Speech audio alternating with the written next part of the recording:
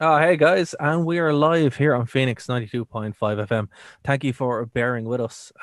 We're trying to improve some of the technical issues that we've been having, our production values. So hopefully this is a higher bit rate than normal because that's been annoying me.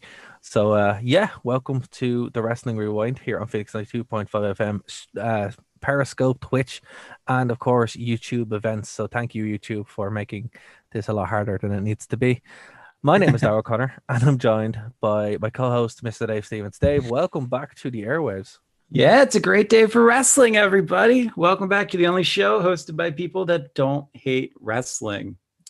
And why we don't hate wrestling? Because we don't watch the current product, or we don't cover the current product. You know, it's funny. We got a comment on one of our channels from Ian. Ian, thanks very much.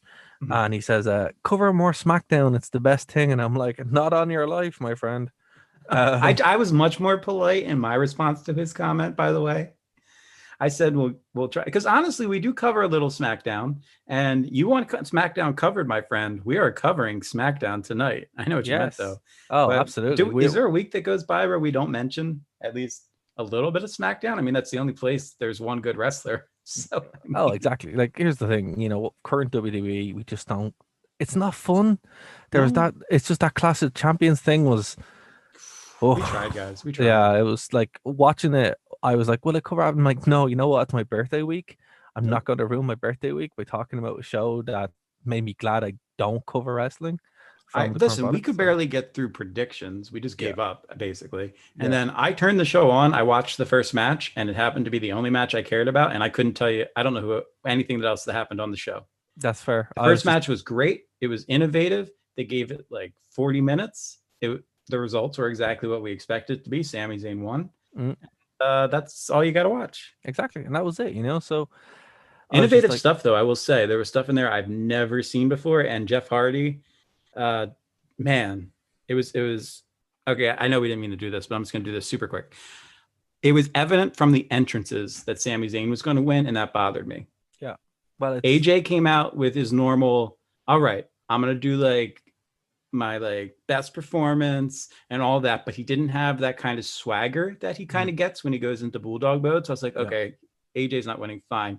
Hardy came out and it was bizarre. He was almost treating it like a not a retirement match, but a like this is kind of one of the last matches of this kind I'm going to do in WWE before I go elsewhere. He had that like vibe about him and his attire and his face paint.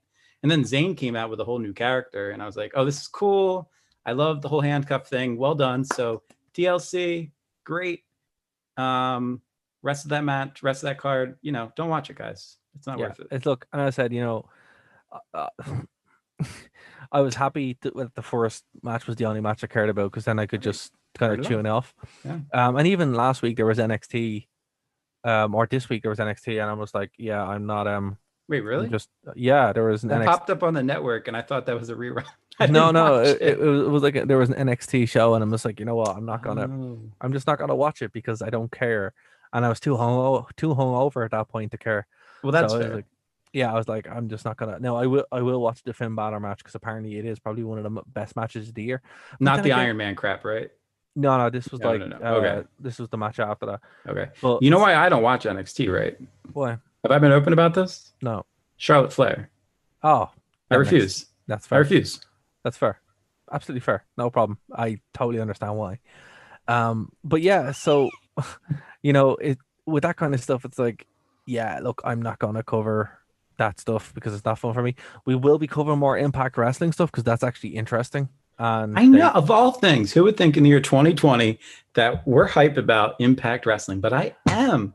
yeah, Ever and since look, Slammiversary, I've been wanting to get more into it. and I'm really they had liking it. Victory Road during the week. Hmm. So I will be watching that, and we'll probably do a special on that. And Hmm. also, you know what? They provide stuff for us to watch. It's pretty straightforward. WWE don't. They make it very difficult to watch the product, and it's a bad product. And AEW, well, I've already seen WCW, so Shots fired, ladies and gentlemen. true. But with Impact Wrestling, they make it super easy to find their content. It's they keep their after getting a bunch of new deals as well here over in the UK and Ireland. So it's like, I'm sorry.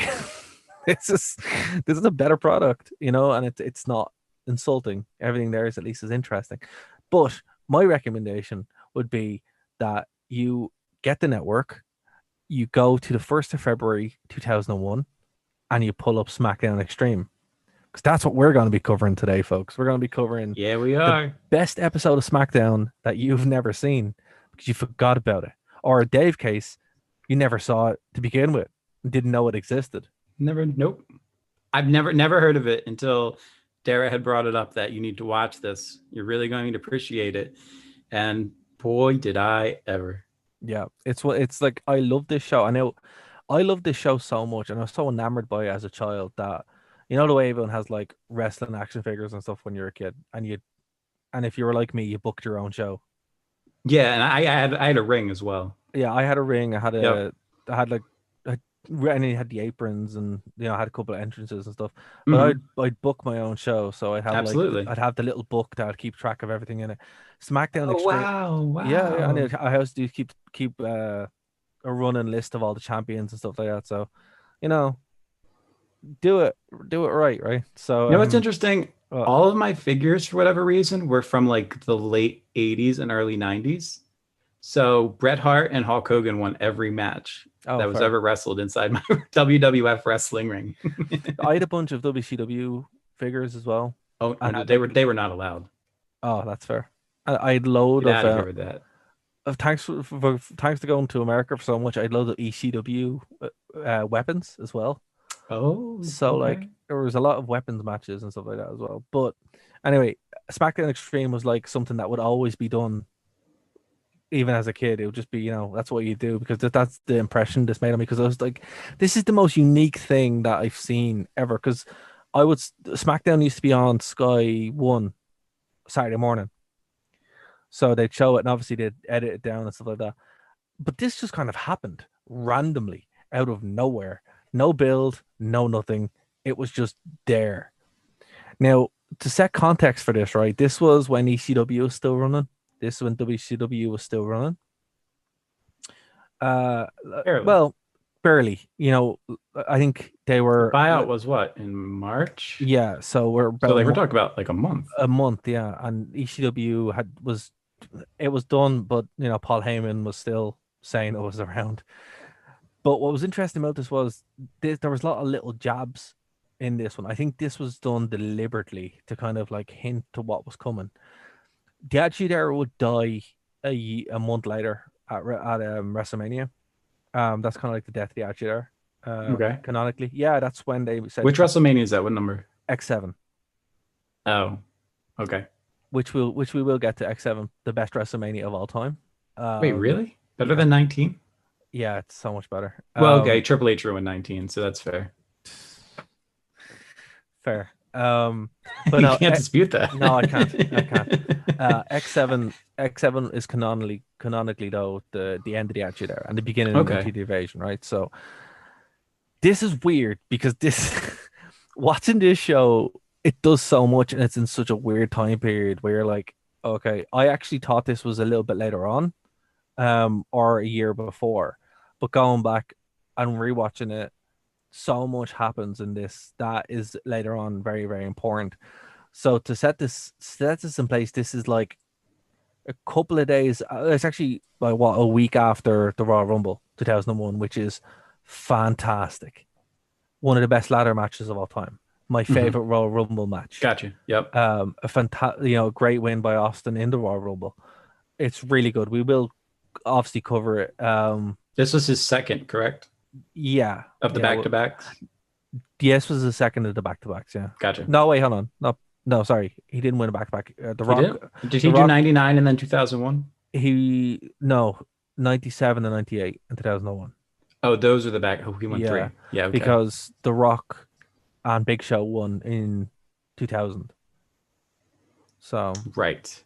Yeah, we will get to that, and I think the Royal Rumble season will do a bunch of Royal Rumbles because why not?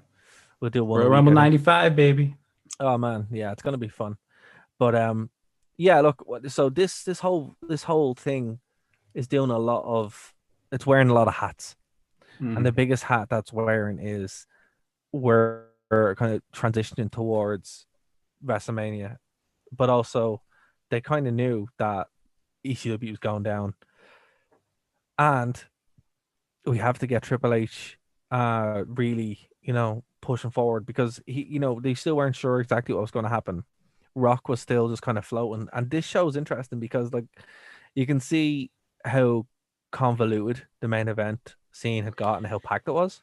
Yeah, a lot of main event talents. Yeah, a lot of main event talents all throughout the card, and we don't have that nowadays. but here's what was interesting, right? With the buyout of WCW, it would introduce the second tier, which would be the WCW belt. But you can also see how kind of structured, how more entertaining this show was, because, as you said, main event talent throughout the whole card, everything kind of made sense. And the IC belt there was held by Jericho, who was absolutely kicking ass. Oh, yeah. By the end of the year, literally this year, Jericho would hold both belts and be forgotten about in a couple of months. So it's like, we had a massive retrograde in a lot of sense. There was only one match on this card that was a dud. And that's impressive to me. Yeah, well, this was like a main event. This was like a pay-per-view.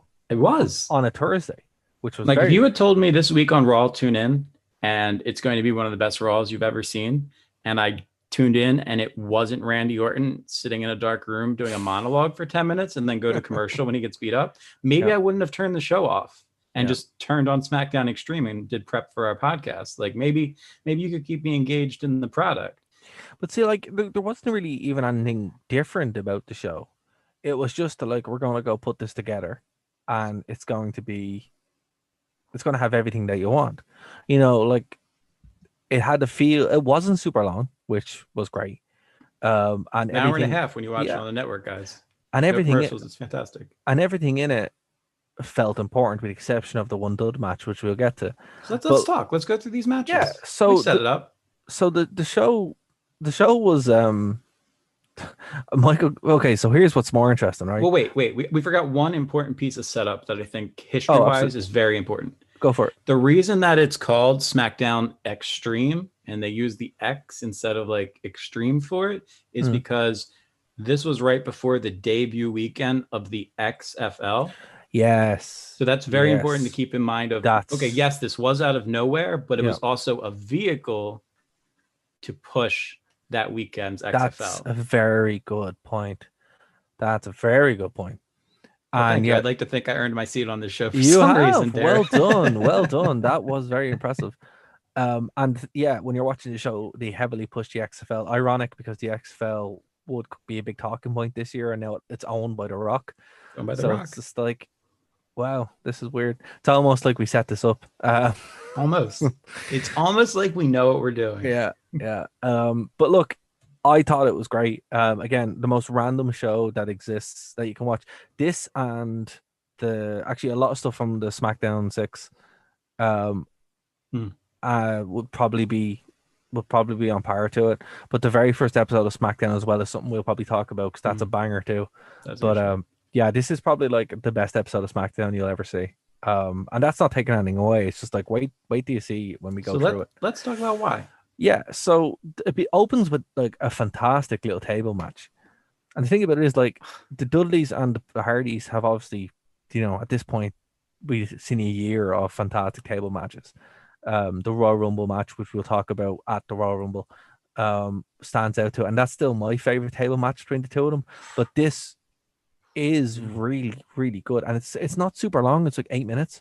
Yeah. And it's fantastic. Like, what it's 8 minutes, but it felt like it was 20 minutes long. Yeah, it had the build and feel of like a big match, and they kill each other.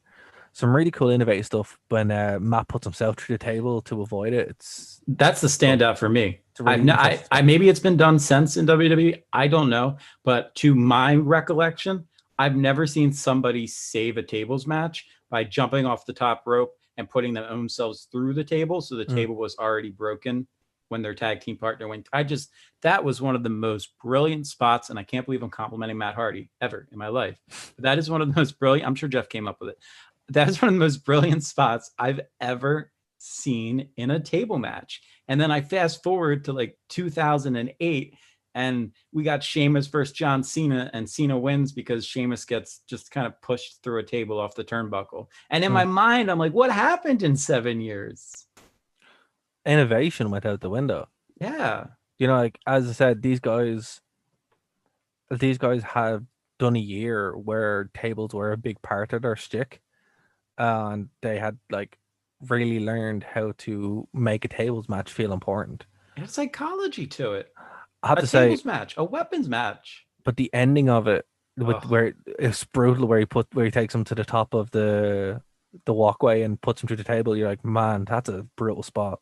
The Really bubble is. bomb is underrated when it's performed that way. If it's in the ring, it doesn't have that much of an impact. And like Yeah. obviously when he does it to Mae Young, he does it more as like a power bomb style. But oh my gosh, the bubble bomb itself looks amazing, but at the same time, it really protects your opponent.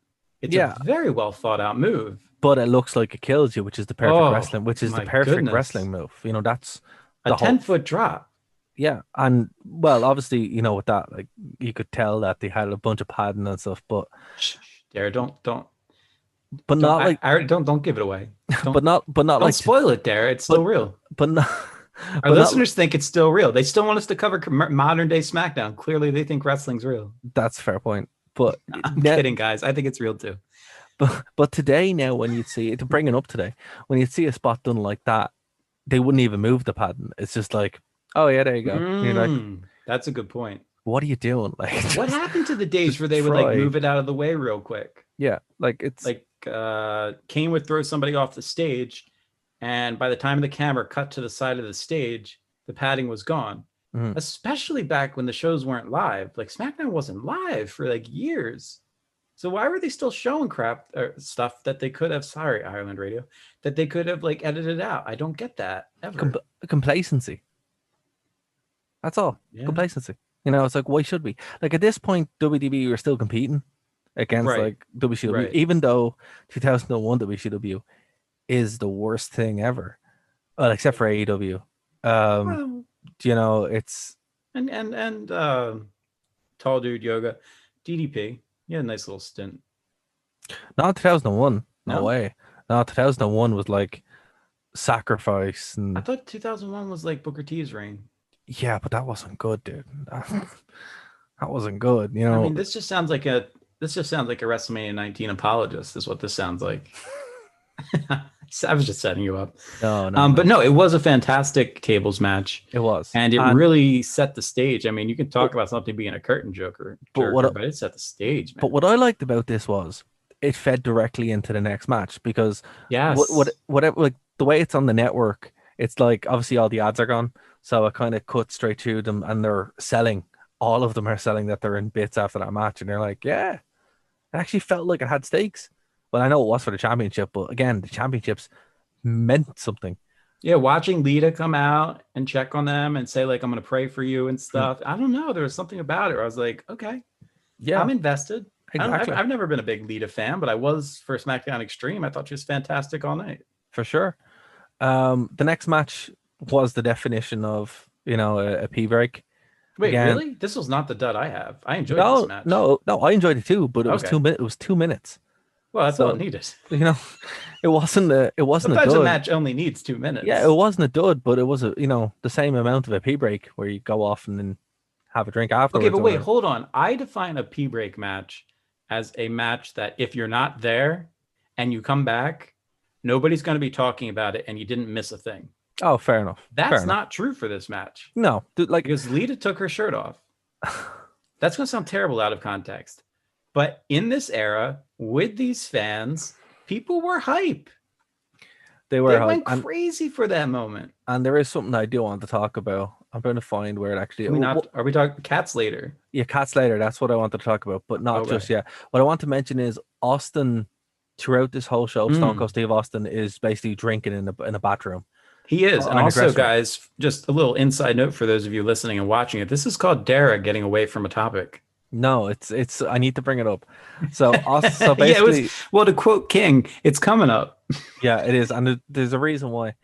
But so yeah, Austin basically is sitting backstage. It'd have been the King line of the night, and he's drinking loads. But basically, the story going into this is that if Austin and Triple H attack each other, Austin loses his shot at WrestleMania and Triple Right. H is suspended for 6 months. Now, Right. this ties into a phenomenal 3 Stages of Hell match, which we will cover Yes. because you will love it. It's absolutely phenomenal.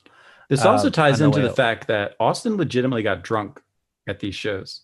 Yeah, well, he was drinking the entire time. Like So the it's like- entire show. the Like in entire show.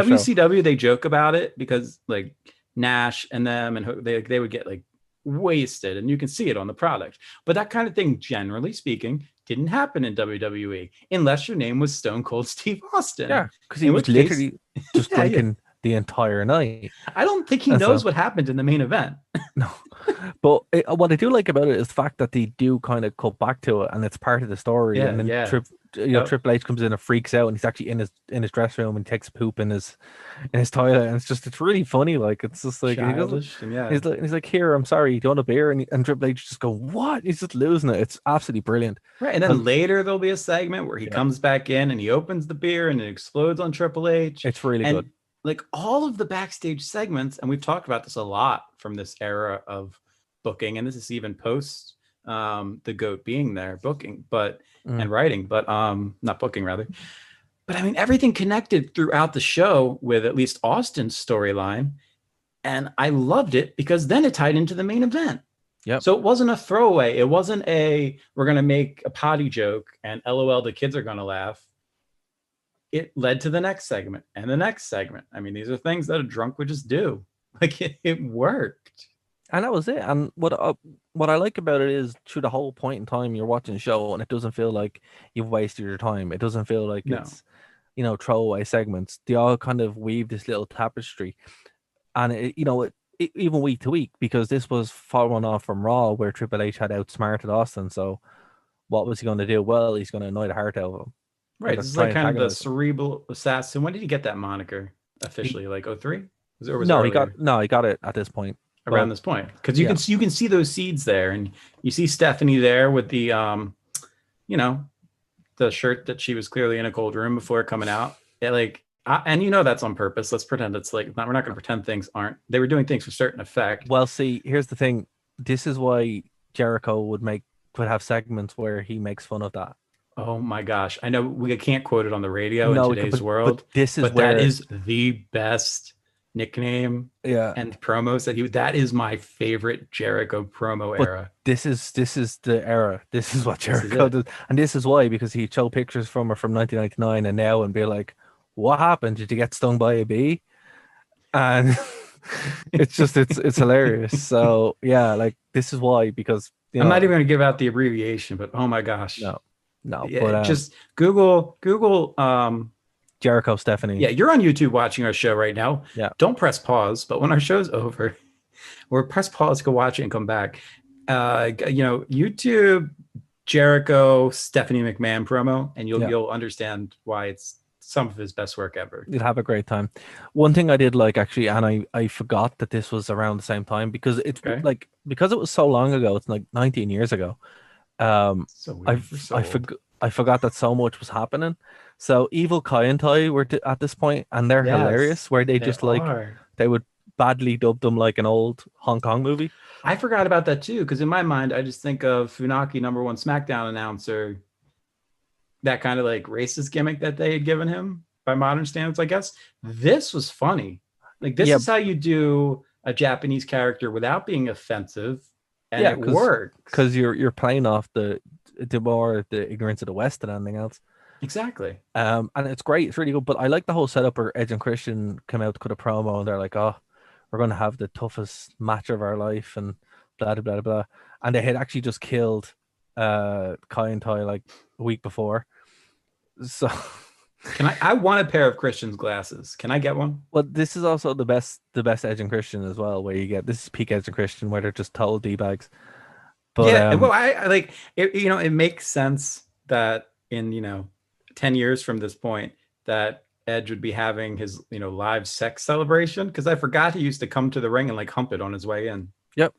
Oh, it actually does kind of work with your character. I just hadn't seen the prequel to like understand like the current version. You see, that's a good point, right? So there's loads of stuff that happens on, or did happen in a couple of years around WWE, that is vestigial to stuff that happened around now that doesn't make any sense. Mm-hmm. Like pretty much the entire presentation of WWE makes no sense because it has nothing That's to link fair. to it, right? But like certain things like the Edge and Christian stuff, even lately now with Edge stuff they would bring up is like, I know what you're talking about. That was 20 years ago though. Does Right. does, does Jimmy know what it? The 5-year-old, does he know what Well, you're little talking about? little Jimmy is getting drafted number 3 to Raw. I don't know if you That's saw that. Archer's board. So Yeah, I did. I knew the minute I said the name, I was like, oh, this is it. But like anyone who watches the show, or even yourself, right. there's certain things that the more we do this show and the more things we see, you'll start noticing really like, oh, that's what that's from. That's why that's there. And it's like, it's more and more vestigial it gets. Where we're like, even the scratch logo that they had for years made no sense. It was like that made sense years ago, didn't make it now, and then they replaced it, and you're like, okay, fair enough, that makes sense. The best one I can see is the biggest case in point is the people's elbow, right? Or any kind of Mm, heel move where it was done as a mockery right. and then became its own thing. Where like the 5 knuckle shuffle, he's a heel. No way that actually hurts you. It's just, Right. yeah. And It's say supposed to it's that it's an insult, it's supposed to get the crowd really angry when he throws that hand up in the air. but also the The same with the same with the the people's people's elbow. elbow. But Yeah. the problem with that is the people's elbow. The Rock was able to adapt it where people would love to catch the elbow pad going out into the crowd. So they would want to see it done so that maybe they get a souvenir. So the whole Yeah. crowd gets hyped. Yeah. With Cena, he never changed it when he became a face. Mm. And then he went into this weird like face heel role that he was forced into by the fans. And like he would take pride in the fact that they would kind of boo when he threw it up. And it was like, we get that you're paying homage to The Rock. Your entire moveset is homage to people that came before you. If you really examine Cena's moveset, and I've explained this time again, so I won't get into it. But what I mean is like it just drives me crazy. Cena needed to adapt it. But what I mean is the vestigial stuff in WWE is so weird. So when you go Right. back and you're kind of picking at it and you're like, that makes no sense. Like even a tables match doesn't make any sense if the Dudleys aren't there or if the whole thing isn't using the table. Why Right. is the table match still there? Right. It's like it's just kind of, or the kendo stick, as we broke down, like it's weird that kendo stick still exists when Steve Blackman used the kendo stick and he's gone 19 years, right? It's He just kind weird. of passed it on to Shane, but I get what you're saying. Like, for instance, let's say that next week on Raw, well, I don't even know who's going to be on Raw next week, but I don't think they even know who's going to be on Raw next week.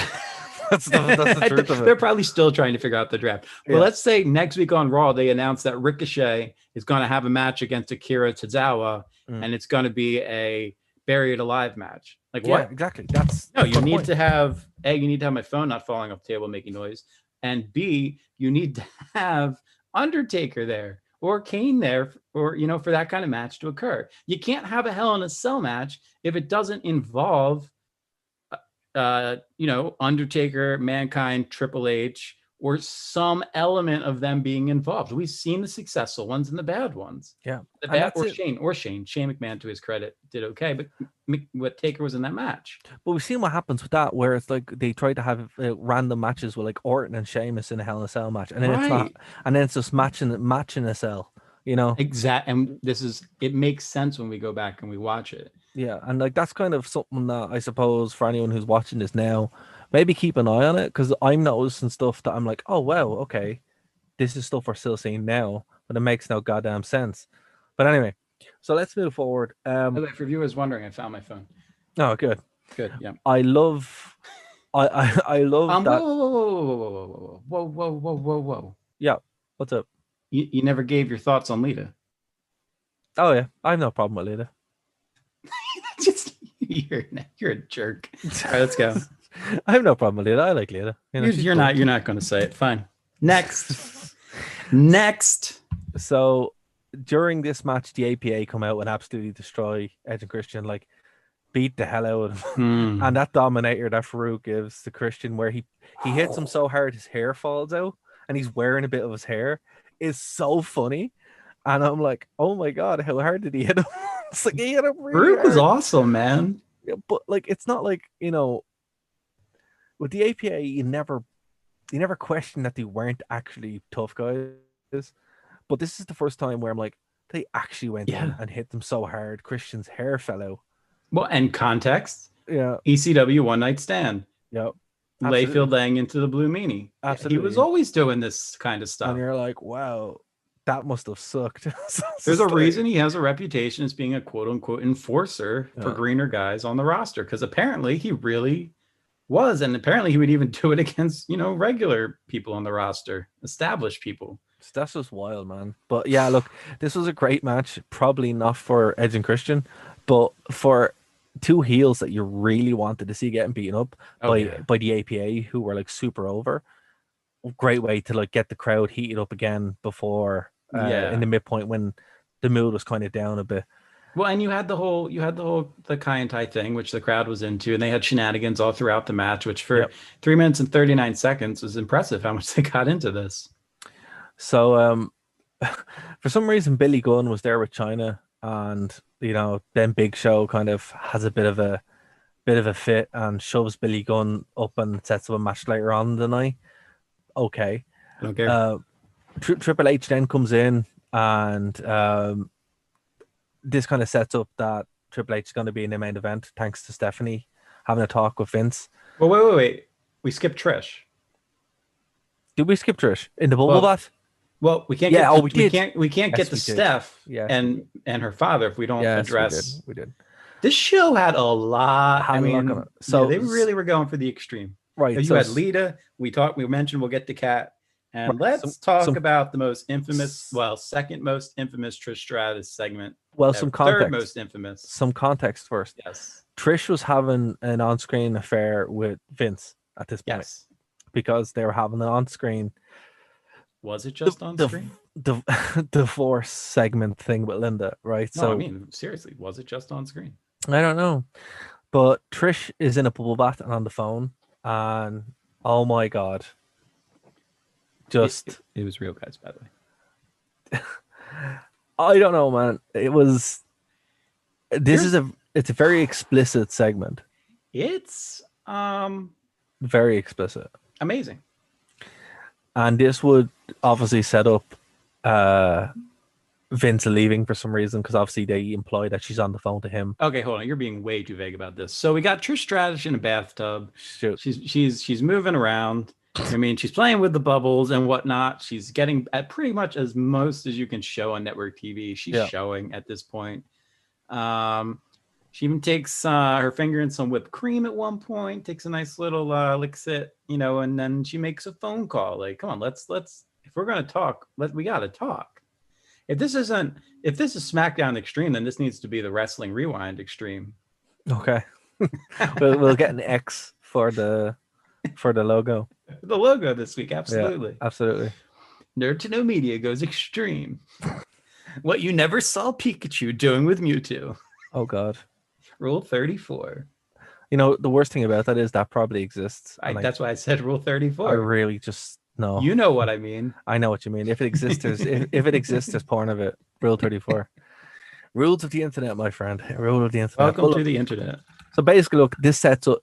The great thing about this show is it does kind of push forward all the storylines. And there's a lot going on. And even if it's just one segment, it's like that actually ties into something that's going to be a big deal at WrestleMania a month later. And that's crazy. Exactly. There is one thing that bothered me about this segment. Yeah. Yeah. Well, thank you. I was waiting for a little setup there, Derek. Thanks. I appreciate it. Yeah. Thank you. Who lights that many candles when they're in the bath? Unless you have a bunch of producers around you. I don't know, man. She's nothing else to do. She wasn't wrestling. Bored. No, if you want to take a bath and you want to make like a seductive phone call, why are you going to light 75,000 candles? That makes no sense. Some people like candles, man. Nobody lights that many candles, man. I don't know. Let us know in the comments below. How many candles do you light when you're having a bath? Is it 75? Prove Dave wrong. Yes. If you're in a bubble bath and you're trying to call Vince McMahon to seduce him, what is the appropriate number of candles to light? Exactly. That's the poll of the week. We need to know. These are important things. The next match I enjoyed a lot. Like Jericho's the IC champ. He had probably one of the best ladder matches that we're not allowed to talk about on WWE aren't allowed reference, which is Shame. So sad. But He it's makes for fun of that dude he in this does, segment, but actually. he Yeah. always makes fun of him. That's kind of like what his gimmick was, you know. Right. Yeah. What makes it better? Um, But yeah. but yeah, cuts a great promo saying, "Hey, look, I've beaten everybody. You know, there's no one more extreme than me." Blah blah blah. Which Blah. is, a little sly reference to ECW, It's a direct reference to ECW, and especially when you consider who walks out. and the time period that we're in. Exactly. So this was around the same time as well. That obviously we mentioned there was a great uncertainty with ECW, Hmm. and a lot of ECW talent was in WWE.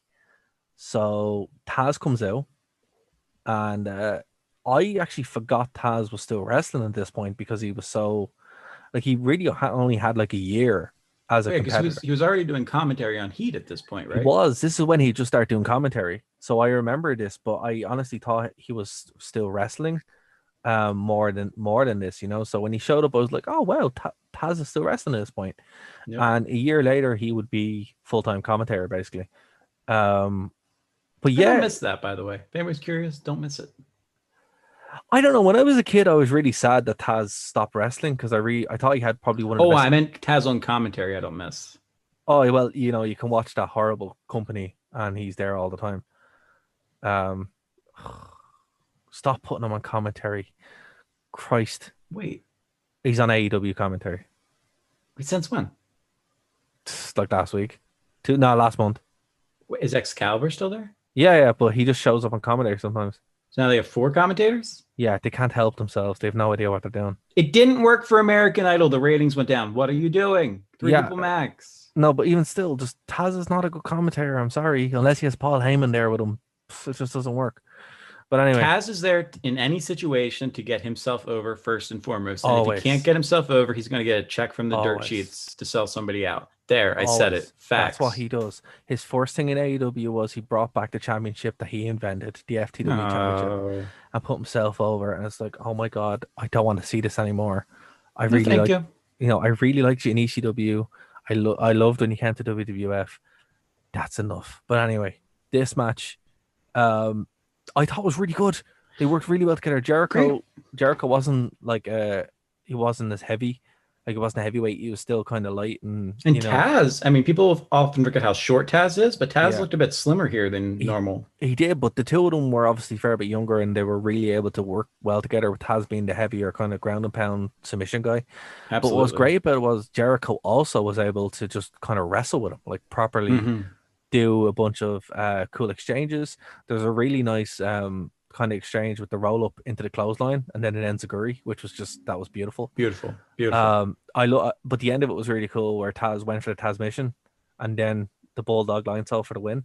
I thought this was like a really, really competitive little match that I don't think anyone expected, and it's a lot of fun. If you haven't seen it, it's probably one of the best WWE Taz matches that you'll find because it's Jericho, Jericho in his prime. In his prime. And that's, I hate to say that because I know he's a big deal still in 2021 or whatever Yeah, year we're but in. it's I'm just trying to ignore different. 2020. Yeah, look, But it's different. Like Jericho's prime is, in my mind, and this is just my mind, Jericho's prime is 1999 till 2003. 2008. 2003, and then he comes back to, and he has that different run 2008. That Like, 2007 run was so good. yeah, like when he comes back with the Sue and the whole Jericho thing, that's a whole new level. But like Right. the kind of Okay, so you're talking about prime, like I'm super young, I'm cutting insane promos you're never going to see again. Then yes, you're right, 99 to 2003 for sure. because I think like a lot of the stuff that he did in WCW and ECW, that was all kind of beta testing, and he has some Yes. incredible matches. But like he had everything figured out coming into the WWE, and he just does some absolutely really innovative, unique things, which people we've seen forever, but people have like ripped them off, and that's why. I have a question. Yeah, And I'm shoot. sorry because the viewers are going to be like, oh, here he goes again. But Hmm. do you view Jericho's entrance into the WWE? Now, obviously, he does it as a much younger age and has a much, is a lot younger when he does it and is a lot more fluid and stuff because of his age. But do you view everything he collected from ECW and WCW as like beta testing and then bringing it to WWE the same way that it was done with TNA and New Japan, and then AJ comes into WWE, and they're both. Chris Jericho was not expected to be a main event level star when he came into WWE. AJ Styles was not expected to be a main event level star, but they both had these backgrounds. The difference, yes and no. Do you think the difference is that AJ was so well established that there was no holding him back, and Jericho had to earn it a bit more? Or no, AJ's best work is in TNA, right? Yeah, King of the Mountain matches. Those King of the Mountain, his triple threats with Joe and and Daniels and stuff like that. I don't know though. I mean, well, yeah. What I mean he is doesn't do the spiral tap anymore. I know, I get it. What I mean is, if AJ had come in 5 years beforehand, well, that's what I'm saying though. Then it would have, then you'd be right. Like I think if he had come in at that earlier age, like with that kind of experience, could he have been a new Jericho? I think he would have surpassed Jericho. Yeah, and in many ways he kind of has already. It's more just the most innovative stuff that he's done. He's limited by the fact that he's a bit older, and you can't do the things that he did. Well, now, we saw. I could never do those things. Like normal person, right? Like even look, I mean, we saw what he did in 2016, 2017 when he was main eventing these shows, and he was, he was doing a springboard 450 to the outside through a table. Yeah, I that was in WWE. That was amazing. That match against Ambrose, will go down as one of the best TLC matches of all time. Yeah, no, like it's. But can AJ do that now in 2020? Would he do that to his body? I don't know. Well, the thing about it is, like, Jericho,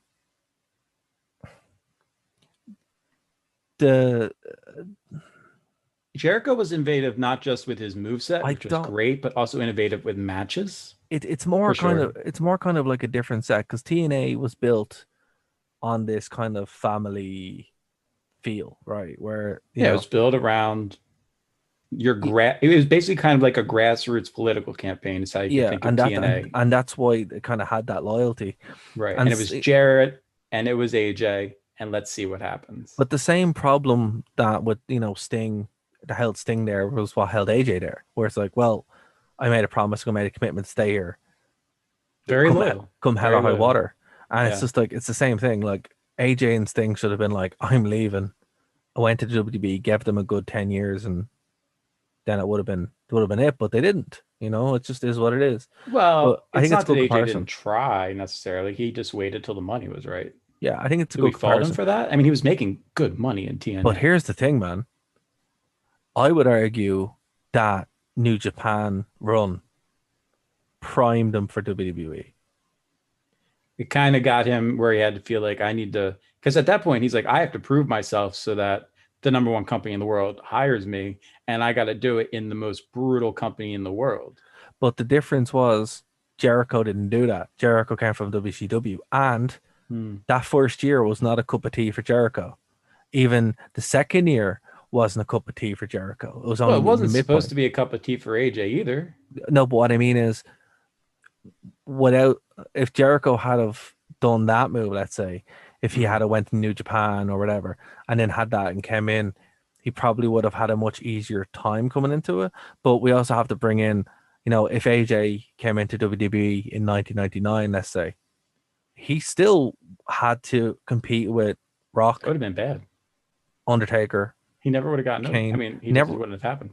Well, he would have got over, but in the same. You really think so? I mean, hold on. Hold on. What I mean is. Well, everybody was over.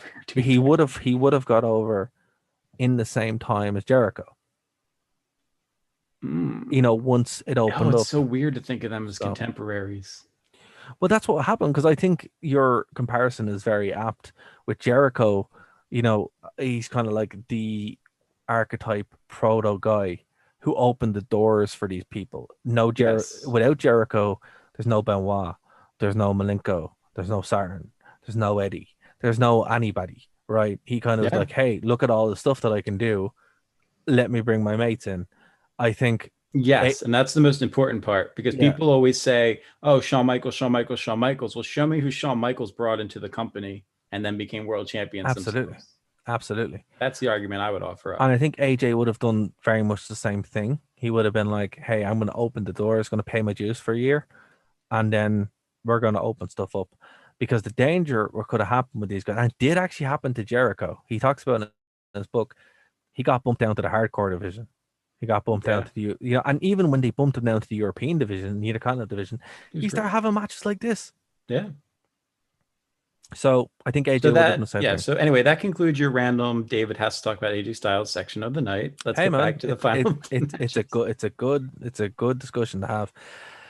So look, we had a segment then where oh man, this Why don't you tough talk about this one, man? Because I want you to cover it as detailed as I did Trish Stratus. right. So the cat comes out, and I think you heard a knock, man. I hope we get a.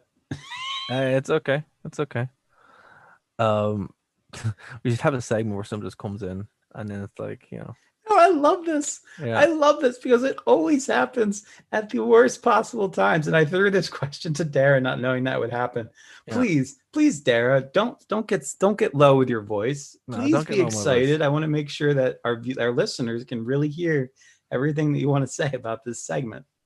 So the cat comes out, and she talks about SmackDown being extreme, and Jerry the King Lawler is losing his mind Why?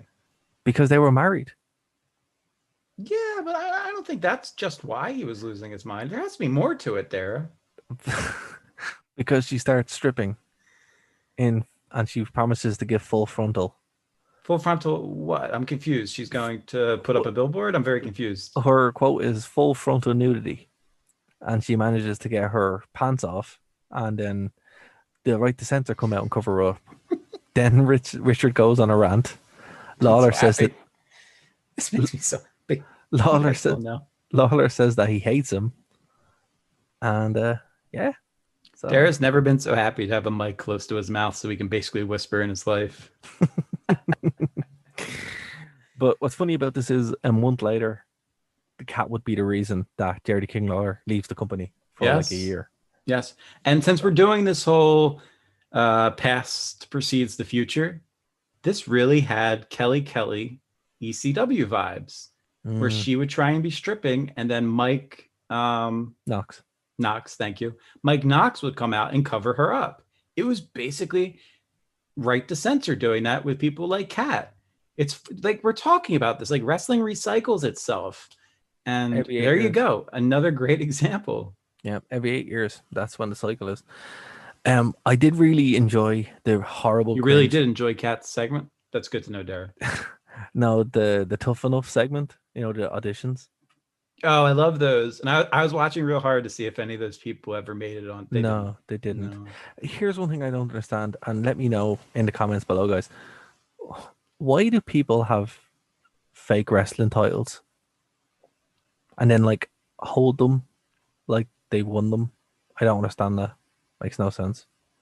So that one day you grow up and you're John Cena, and they show that video of you as a 9-year-old holding up your fake title. But these weren't 9. These were like grown adults. Wait, you don't have one? No. Neither do I. But I don't know. I thought it was really cringy when they're cutting promos and they're holding like their belts, and you're like, calm down. You haven't even got a contract yet. Why are you holding the belt? I will say though, I love the one dude who, I'm sorry, CM Punk, but no, I'm not. Screw you for calling AJ Styles a flat earther. I did like the one kid who looked like, an ROH CM Punk. It was just like, I want to be a WWE star because I can like entertain people. I'm really good at entertaining. Yeah. And he had like the fake blonde hair and everything. I was like, oh my gosh, it's CM Punk. I was like, is it? I don't know. I need to go look. Oh no, it was. I'm glad they kept that in because I wasn't sure what they were going to cut out, but I'm really glad that's there. It's great for posterity. Then we had the Triple H Austin segment where Austin spills beer all over him and leaves. So also The Rock abuses Kevin Kelly and says a slur at him, which is like, it was bleeped. That's what I noticed about this episode. There were things that were bleeped. I was not expecting that. Yeah, it's because like you This know, was network television though. Like that's what is interesting. Like this is stuff that they deemed fit for broadcast television, free television but if The Rock in said, but 2001. if The Rock, that's what if someone said in WWE what The Rock said during this promo, they'd be cancelled. So, you know, it is what it is. It just shows you that it's of its time. What did you think of Big Show versus Billy Gunn? Because that was a terrible match. That's absolute drizzling. What I thought was there was a match after it. Let's talk about that. Fair. And yeah, the Big Show killed Billy Gunn basically. So I don't know. It was terrible. I this was this terrible. right when did Big Show start wearing a t-shirt? Around this time. Yeah, around this time. Yeah. I kind of like the slimmer trunk wearing like Andre the Giant style looking Big Show before he went for like the suspender look. Me personally. That's all I have to say about this match. It was crap. Don't watch it. Skip it. I don't know why this was longer than Lita taking her shirt off. That should have had as many minutes as this match. Just terrible. One thing I did like though, I missed the Big Show doing choke slams. I think that is more realistic than a punch. Like What just happened to choke slams I don't high know. in the air? I don't know. Like that was the big thing about the Big Show, and you start doing punches, and it's like this is stupid. Just do a choke slam. Age, I get it with age, but like even, and I know Taker's older now, and Kane's okay. I get that, but if we get another big guy like Braun, let's say Braun, they give him the choke slam or something. I want to see people as high up in the air as Billy Gunn gets, where you're like over the person's shoulder. That's what makes choke slams cool, not Undertaker giving a choke slam to Goldberg and Goldberg jumps 8 inches in the air. The hell is that? Ridiculous. Carry on. But the next match, First Blood match. So I didn't like Haku and Rikishi as a team. I thought it was always weird as a kid, and as an adult, I still think it's weird. But very decent match. What did you think with it? It's just a brawl place, basically. I tell you one thing, Haku and Rikishi bleed so much. It's ridiculous. And so Rikishi didn't even need to. I liked it actually a lot. I thought it was funny that this is the second First Blood match involving the Undertaker in a row that we've watched together, where the Undertaker's already bleeding before the match starts. Yep. I don't know what's up with that. I don't know if that's some character trait that like he's in like some weird statistic book, but I love that. If you're wrestling historians out there listening, let me know like if he has the record for most First Blood matches entered while already cut open, because that's great. But it was cool because it tied into Kane's legendary performance where he at the Royal Rumble. It didn't really unfortunately beat look, but yes. It gave them stuff to do basically until WrestleMania. But what's weird about this is like this kind of Kane Undertaker thing would just carry on at random points 2001 and then stop again. Yeah. So yeah, it's a weird Do you think it's on purpose that Kane and Undertaker both have red hair and they made them brothers? Like what I realized that this week when I was watching, like I always forget that they both have red hair until like, unless you look at their facial hair or like their hair elsewhere on their body. Like obviously Undertaker dyes his and Kane would dye or shave his. But this is the first time I noticed where I was like, maybe they're getting away with the brother thing because they both have red hair. Some people I notice really random things in wrestling. People, sorry. I love the meme where people are like, what was the biggest lie I was ever told? And it's like the Undertaker and Kane were brothers. I mean, they are. As a kid. Now, what are they officially? Half brothers? Yeah. Right. Yeah. Because Kane is Paul Bearer's son. Yeah. And his mom is Undertaker's mom. Yeah. But they have different fathers. Yeah. Who is that father? I don't know. I don't think they ever specified. Who is Undertaker's father? Because in the documentary, The Last Ride, Undertaker talked about his father coming to see him at a show one time. Why was this not on TV? I want to know more. He said that his dad made fun of him for putting on eyeliner. Why would he do that if he was raising his son to be demonic? I'm confused. Maybe this sets up the match against Sting next year. I'm just going to leave dead air. Okay. So we have a WWF title match, which is crazy. WWF title match. On SmackDown. Yeah, on SmackDown with The Rock, Triple H, and Kurt Angle. Right? All right. Just pay-per-view quality match. Just there. Just there. This was a fantastic match. This was one of the best triple threat matches I've ever seen. Whoa. It was. Come Come on. on. It was really good. It was really good. Also, do you know Triple H didn't spit the water out? And I was really upset that he didn't. I was like, what? No, well, he was already wet from the beer. Yeah, but that doesn't matter. That's Well, not the there is. point. There's a danger to being too wet, man. That's not the point. The point is, he didn't do it. And I was like, what are you doing, man? You're killing me here. So, but yeah, like a really good match, but was ended by Austin basically coming up and screwing it basically. So Angle hits Triple H with the low blow to break up the pedigree, rolls him up. There's no referee. Austin comes in and uses the referee's hand to do the fastest count of all time. Is that legal? No, it's not. I think it is. I don't know. I guess so. It's more illegal than Paul Heyman counting because that doesn't make any sense. But I suppose it is the referee's hand, so it's like okay. Yeah, but I mean, it does. Okay, other poll question: Do pin counts need to be consensual from the referee? Discuss. Well, hold on. Poll question for people: which is less like official? Paul Heyman randomly deciding to count, or this Austin using someone else's hand to count the referee to count it? So I would say both are equally like BS because the referee was unconscious and Paul Heyman is just Paul Heyman. Like, technically he could just do that now. He could just come out and be like, okay, I'm just going to count myself, but I guess it was an ECW ring, so that's probably why. But I guess so. I mean, he was running the show at one point. What if we saw Kevin Dunn run out on Raw? Is he there anymore? He might have gotten fired. I really don't pay attention. Kevin Dunn a couple years ago, let's say, when Kevin Dunn was running Raw, what if 1 week he just ran out and did the pin count? Or hold on, who's the guy that's running it now? He does something to wrestle with. Bruce Pritchard. Can Bruce Pritchard come out and count it? Is that what he can do? Is Kevin Dunn not involved at all? Because he did it for like what, 25 years? He does production. Then he got fired or something. He's doing the production. Well, no, that's what I'm saying. He's the guy that's in charge of the TV aspect, right? Bruce Pritchard is in charge of booking the show. They switched those roles during the quarantine words that I can't say. Yeah, gotcha. Exactly. Yeah. All right. So overall, Dave, I'd give the show a solid B. What? Well, I'd give it a solid B plus. Oh my gosh! You had Lita, you had Trish, and you have Kat, and you don't give this an A plus. Who are you?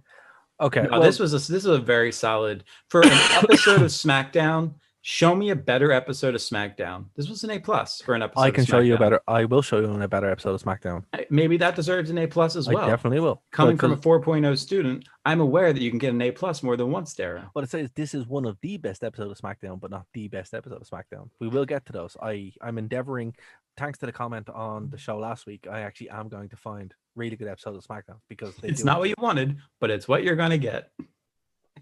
No, because I'm not covering the current product. Well, we're answering. We're doing what he wants. Anyway, you can follow me on Twitter at @TheDaveStevens. Hashtag Save Dave. I'm going to repeat that for you. @TheDaveStevens. Please follow me. I desperately need you. Save Dave. Oh man, I don't know. Yeah, so guys, if you want to follow the show, you can go over to Nerd to Know Media for all the links to all the shows where they're coming on Spotify, YouTube, all that stuff. A bunch of updates coming soon. Website's going to be rejiggered. We're going to launch over to our new channel, The Wrestling Rewind. So if you want to help us there, you can subscribe. The show is not going anywhere. We're still going to be on Nerd to Know Media, but we will be over there and doing some stuff on that side of things too. Have we been talking about this since June to you? Yes. Is it October? Yes. Was Trish in a bubble bath? Yes. All of these things will happen. Do I finally have time to do it? Yes. Yeah, isn't that the real? Yeah. So how dare us have actual jobs and lives, Dara? Absolutely. Why aren't we in our teens doing this anymore? Finally, I know, right? It's really annoying. It's just like all those 10 years wasted. Like we took it for granted, man. We took it for granted. It's like you can do all this stuff. But yeah, so guys, that's what we're going to be doing relatively soon. There's a bunch of new shows. Actually, funny enough, this week is kind of like a break for Nerd to Know Media. Everyone's just kind of taking a break from doing their shows. And last week I took a break, my annual break from doing shows. So everything's going to come back now over this week and next week, and we'll roll out. So keep an eye on our social media. The whole changes are going to happen. Where can you find that social media? Probably on Nerd to Know Media, but you know where you can find even better social media? At @TheDaveStevens. Follow me. Save Dave. Dave is on Save Twitter Dave. a lot more than I am, and Yeah, Adam like about once a everything. week. Please follow Absolutely. me. Absolutely. Because we'll be back next week. We're going to get through that fan submitted show soon as well. If you have anything Yes. you want us to cover, please do leave the comments below. We really appreciate them. Or you can just email us at nerd to know or nerdtoknowmedia at gmail.com is probably the best direct way, or Facebook or anything like that. But comments below really do help. So Or we'll be tweet back. me at the Dave Stevens. Yeah, we'll do that too. Again, thanks to James Truepenny and the Truepenny channel for having us on as well. And yeah, we'll be back, guys, same time next week here on the Wrestling Rewind. Bye, guys. Bye.